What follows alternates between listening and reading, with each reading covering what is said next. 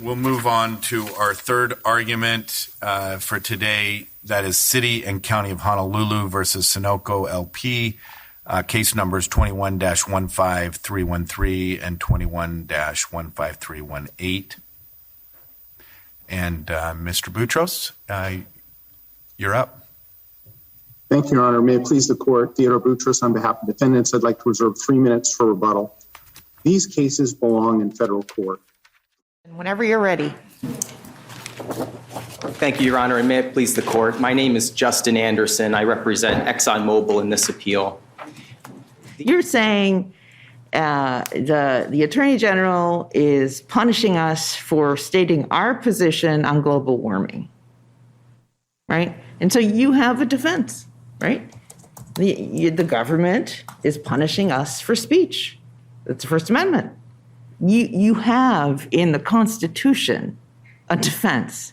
Why would the legislature need to provide you the anti-SLAPP statute to supplement that defense? The anti-SLAPP statute provides a mechanism to have a case that is brought against someone for petitioning activity dismissed at the outset, before burdensome discovery is imposed on the party, before we have our executives come in to give testimony and depositions, before we're dragged into a courtroom where we have to defend ourselves. All of this happens. This might sound like boring, droning court tape.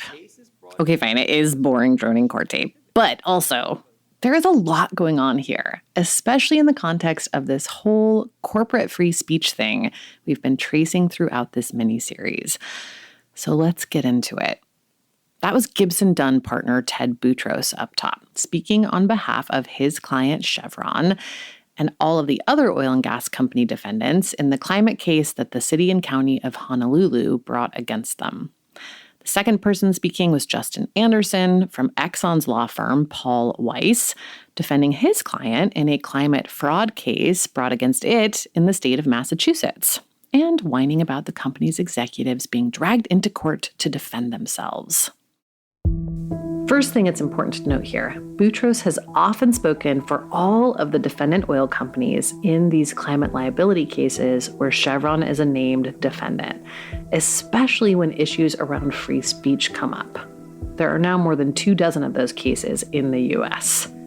That's notable because prior to his involvement in these climate cases, Boutros was not known as a liability expert, but he is considered one of the country's top First Amendment attorneys. You might recognize his name from his defense of CNN's Jim Acosta against the Trump administration, which took Acosta's press badge, or from his defense of Mary Trump against her uncle when he tried to suppress her book. Let me bring in Mary's attorney, Ted Boutros. Ted, the book is coming out at the end of July. Nobody can stop that. But Mary is still tied up in court. What's the latest? The latest, Brian, is that we filed our brief Thursday challenging what remains a prior restraint against Mary. Simon & Schuster has been freed by the appellate court in New York to publish the book. So the book is going to come out, but there's still a restraining order against Mary Trump that restricts her from publishing.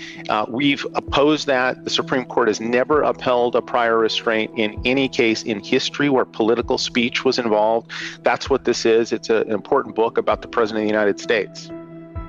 Boutros doesn't just defend CNN, he's also a regular guest, commenting on various First Amendment issues. And Boutros has advised lots of other top media outlets too, not just CNN, but also the New York Times, ProPublica, and Reveal at the Center for Investigative Reporting. Here he is receiving the Reporters Committee for Freedom of the Press Award in 2021. Thank you, Reporters Committee, for this award and for all you do to defend freedom of the press in this country. And congratulations to my fellow honorees. It's truly an honor to be in your company. A free and aggressive press is vital to ensuring the freedom and self-determination of individual citizens and is a crucial check on government power. To put that award in context, the person who got it the year after him was Judy Woodruff, the longtime host of PBS NewsHour. Lots of really well-known, legendary journalists have received this award.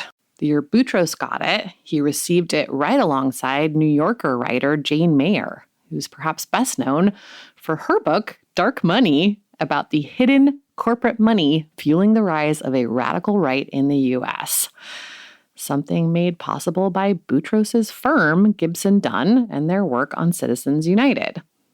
Despite the fact that he represents Chevron, that his firm fought and won Citizens United, and that one of his biggest Supreme Court wins was helping Walmart crush a labor lawsuit, Boutros has managed to become something of a liberal media darling, which makes him quite a clever pick as the guy defending the oil companies' rights to say whatever they like about climate change. Each of the climate liability cases is slightly different, but in broad strokes, they allege that the fossil fuel companies' decisions to mislead the public on climate change delayed action on the problem, which has resulted in exponentially greater climate impacts and, because of that, greater costs for both dealing with and adapting to those impacts. So, for example, a coastal county might argue that the ocean has risen several inches higher than it would have had the fossil fuel companies not blocked climate action in the 80s and 90s. That means that their costs for dealing with storm surge and storms and building seawalls, maybe moving people to higher ground, losing tourism dollars associated with beaches that are eroding, dealing with regular flooding, all of that, those costs are higher today than they would have been. The municipal and state governments bringing these cases want oil and gas companies to pay a percentage of those costs equal to their role in obstructing action. Sometimes they also include fraud claims, and they often include a claim called failure to warn. Here's attorney Vic Scher, partner and co-founder of the law firm Scher Edling, which is outside counsel in a lot of these cases. One of the fundamental obligations that the law imposes on a manufacturer of a product is that if they know that there's a danger associated with the use of the product, they have to give a warning about it. And that warning has to be proportionate to the severity of the risk and the injury that they know accompanies it. So we're not talking about fine print hidden away where nobody will see it. If you know that your product is going to destroy the world, you have to be yelling that from the mountaintops frequently and constantly even. But Boutros' argument, and Justin Anderson's for Exxon, in the few cases where Exxon is fighting alone, is that everything the oil companies have ever said about climate change was in the interest of shaping regulation or blocking regulation. That makes it a petitioning activity, which is protected by the First Amendment and not subject to fraud laws. The key distinction here is whether their speech could be considered commercial speech intended for the public or petitioning speech intended solely for regulators and policymakers. Here's Anderson again, making that argument before the Massachusetts State Supreme Court in 2022.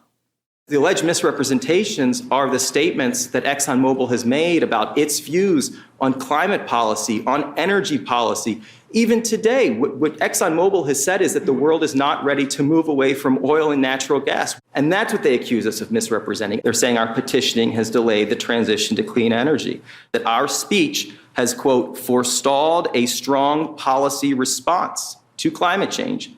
And here's attorney Seth Schofield with the Massachusetts Attorney General's Office responding. The claims in the complaint, there are 3 of them, have nothing to do with Exxon's advocacy on climate change policy or energy policy. The purpose of the complaint is very clear. It says, I quote, "The Commonwealth of Massachusetts, through its Attorney General, brings this action to hold ExxonMobil accountable for misleading the state's investors and consumers." In its reply, Exxon points to 2 incidents where it suggests that the Attorney General's 200-page complaint may refer to some activity that constitutes petitioning. But that is a far cry from saying somehow Exxon can satisfy this court's test that the Attorney General's claims are, quote, solely based on ExxonMobil's petitioning. But it's not just free speech or petitioning speech that both Anderson and Boutros have been arguing in these cases. It's also the idea that their client's speech is so protected that these lawsuits don't just infringe on their First Amendment rights, they are actually harassment. The hearing Anderson was speaking at was to evaluate Exxon's claim that the Massachusetts fraud case against it was actually a SLAPP suit. SLAPP stands for Strategic Litigation Against Public Participation. It's a term that was coined in the 1980s on the heels of a whole bunch of lawsuits suing civil society groups and media outlets for defamation every time they openly criticized a company or executive. In fact, our old friend Herb Schmertz was a big fan of these suits. Here he is telling Ted Koppel in the 80s that they're perfectly valid and that if journalists don't want to be sued, they could simply stop criticizing companies, which of course Schmertz equates to spreading falsehoods. I think you have emerging now a feeling on the part of the press that they're somehow above the law, that they can make false statements about people, that they can damage people, and they don't have to suffer the consequences. Right. It just seems to me very simple that I don't see how protecting falsehood helps in the search for truth. Beginning in the 80s, states started to pass anti-SLAPP laws intended to help people targeted by these suits get them dismissed quickly and cheaply, so that ideally they would not have the intended effect of chilling speech and protest. In recent years, corporations have begun to avail themselves of these laws. Suddenly, they are painting themselves as the victims of these types of cases rather than the original architects of them. In both the Honolulu and Maui cases in Hawaii, Boutros tried to invoke California's anti-SLAPP law to get climate cases against Chevron dismissed. Anderson was leaning on Massachusetts' anti-SLAPP statute in his defense of Exxon as well. The idea that the government can be trusted never to bring legal action against someone because they disagree with their speech runs counter to the fundamental concept and the fundamental core principle behind the First Amendment itself. The First Amendment protects us from the government. Yes, who will protect multinational oil companies from the U.S. government? We're going to unpack that a bit and connect Mobil's whole history on corporate free speech back up to what's happening today after this quick break. I'm Amy Westervelt, and this is Drilled. Coming up, the final episode in our mini-series, Herb.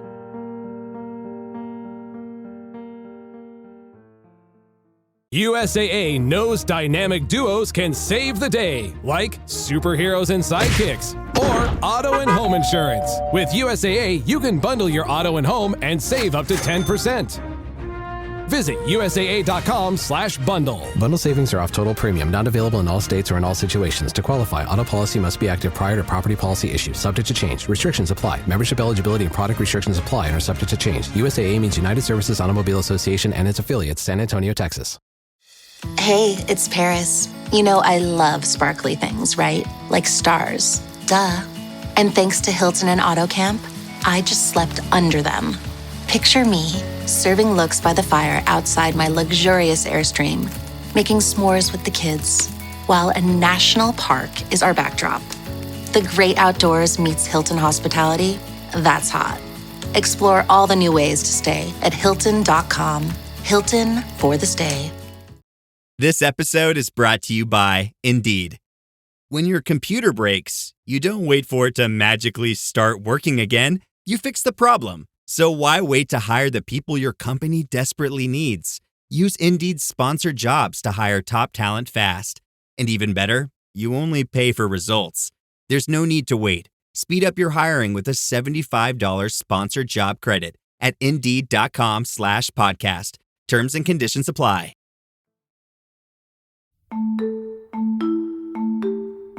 In the last two episodes, we followed the corporate free speech movement from Bilotti in 1978, which let corporations advertise policy positions and ballot initiatives, to Citizens United in 2010, which eliminated any restrictions on spending from corporate coffers or spending directly to support a particular candidate.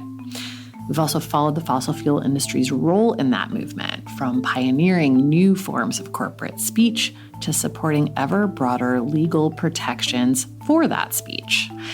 In the years since the Citizens United ruling, several states have passed laws that further obscure the funding behind particular initiatives or political groups.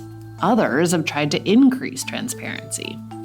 Meanwhile, the Supreme Court has only grown more conservative and more supportive of corporations, but it has still stayed away from the issue at the heart of that 2003 Nike versus Kasky case, which asked them to blur the line between protected corporate advocacy and fraud.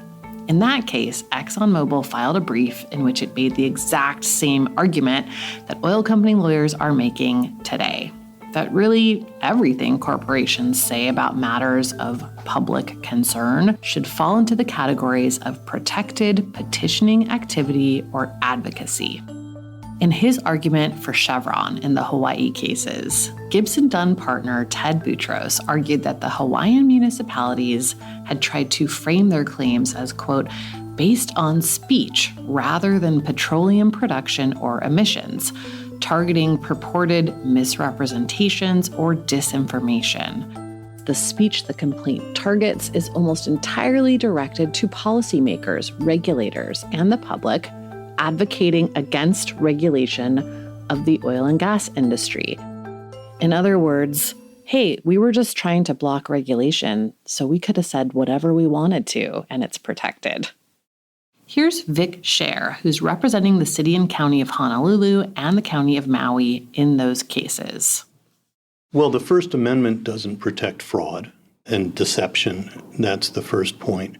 The second point is that it's an industry playbook to try and shift the conversation from culpable and liable conduct to something else, and this is part of that. And here is former Massachusetts Attorney General Maura Healey's take. Healey's the one that originally filed the fraud claim against Exxon.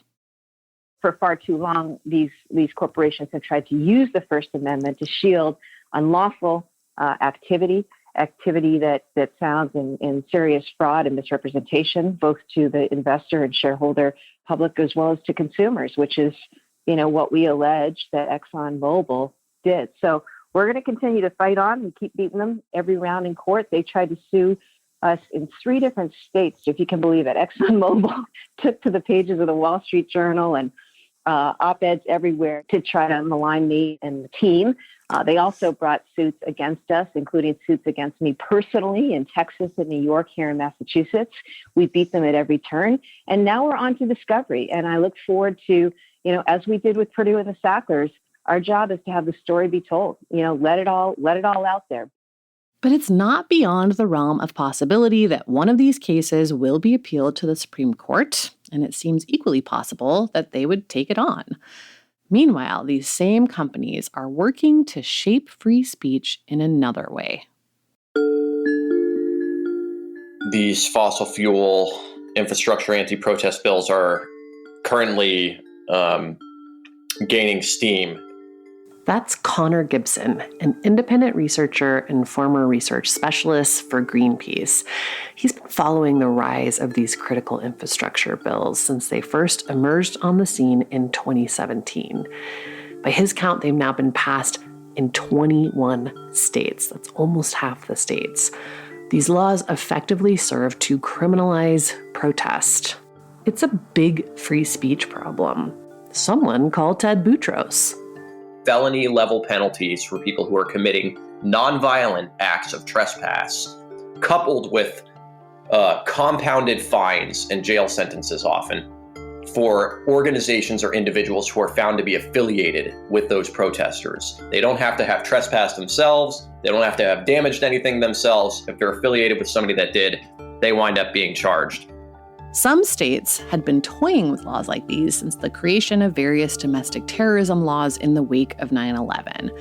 But these critical infrastructure laws started to really take off as a direct response to the 2016 and 2017 pipeline protests at Standing Rock. And we know that because Derek Morgan, the former Gibson Dunn attorney turned chief lobbyist for the American fuel and petrochemical manufacturers who helped to write these bills, said so at a conference where he was presenting the idea. The need for it is really because we have seen that work, you alluded to, Jeff. We have seen more and more dangerous and disruptive tactics going against these infrastructure projects, trying to shut them down altogether. We've seen nails spread on access roads to puncture tires. We've seen sabotaging engines, heavy machinery.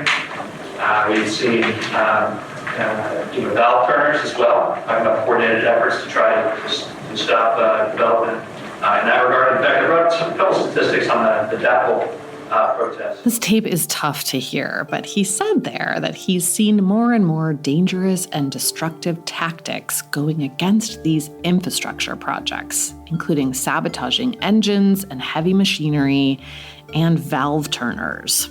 At the end, he refers specifically to the DAPL protests. That's short for Dakota Access Pipeline, the name of the pipeline that people were protesting against on the Standing Rock Reservation during 2016 and 2017. So between 10 to 15,000 protesters, about 761 arrests. 94% of those were from out of state, they were not from North Dakota. And about a third, or roughly about that, had prior criminal records. It's not uncommon for protesters to come from out of state for actions against a major pipeline, and it's worth noting here that the Standing Rock Reservation itself runs across the border between North and South Dakota, so quite a few Standing Rock residents would technically be considered out of state in North Dakota. But framing it this way makes protest sound scary and criminal. If you can paint protesters as radicals and criminals, it's a whole lot easier to justify stripping their First Amendment rights. Today, Derek Morgan is the executive vice president of the Heritage Foundation, which lobbies against climate policy. We also know critical infrastructure bills were a reaction to Standing Rock, because when Oklahoma State Rep Scott Biggs introduced the first of these bills back in 2017, he said so too. I'm pretty sure they did a whole lot of damage to property in North Dakota. If you want to learn more, we actually have a meeting here at 4 o'clock today with some individuals from North Dakota that are here to talk to us, talk to the industry about what they're having to deal with, the aftermath of those protesters up there. But yes, that is the main reason behind this. When I asked Professor Kerr, the journalism professor from University of Oklahoma, who's been studying the corporate free speech movement for more than 20 years, what he thought about all this, that the same industry pushing to expand corporate free speech was now looking to criminalize individual free speech, he was not surprised. It's probably inevitable because, if you're in that camp, not only do you want corporate spending or corporate speech to have a louder voice, you want your opponent to, if you can, to have a smaller voice. And I would say that can be seen as another manifestation of why many people have always argued against this trend to give First Amendment protection to corporate political spending, media spending, all kinds, is that the financial resources are so disproportionate. I mean, for a long time, courts protected individuals and small groups that wanted to speak out, their right to speak. And there are a lot of cases down through the years, especially in the 20th century on, protecting that right to speak. It didn't mean you're guaranteed to win, but at least your right to speak was protected in a lot of ways. But those people, if they don't have the court on their side, they're not going to have, generally, the financial resources. If these kind of laws and legal actions are successful, it really chills and probably silences a lot of individuals and small groups that just want to make their views known. I would say it completely inverts the fundamental idea of what a lot of people think American democracy was intended to be, that whatever else happened, every individual, every group of individuals could speak as freely as the most powerful, the wealthiest, and it really just undermines that concept. Starting next month and through the end of this year, maybe even beyond, we're going to be bringing you that side of this story. Working with reporters all over the world, we'll be digging into the increasing criminalization of climate protest. We'll look at the industries, companies, and groups behind that trend. what tactics are being used, what can be done about it, and what it all means. In the meantime, we'll continue to follow the climate cases and this argument in particular. It is entirely possible that the next Citizens United will be one of these climate cases. And it would be great if folks could start thinking now about how to avoid that outcome. For me, the two sides of this coin, the tug of war over free speech, may just be the most important climate issue today. Without democracy, the only climate solution we're likely to see is ecofascism. And no, it's not any better than the non-eco variety. Make sure you're subscribed so you get those episodes as soon as they start to drop. That's it for this series and this week. Thanks for listening, and we'll see you again soon. Drilled is an original Critical Frequency production. This season is produced and sound designed by Martin Zaltz Ostwick. Our sound engineer is Peter Duff. Additional reporting by Julia Manapella. Fact-checking by Wudan Yan. Our First Amendment attorney is James Wheaton.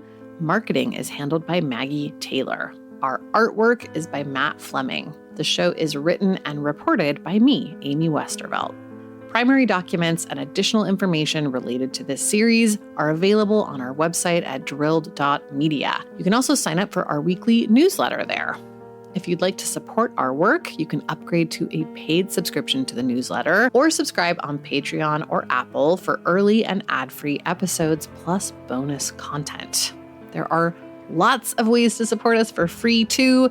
You can share the show, you can leave us a rating or a review. That really helps us find new listeners. Linking to the show on social media is great, too. Thanks for listening and supporting us, and we'll see you next time.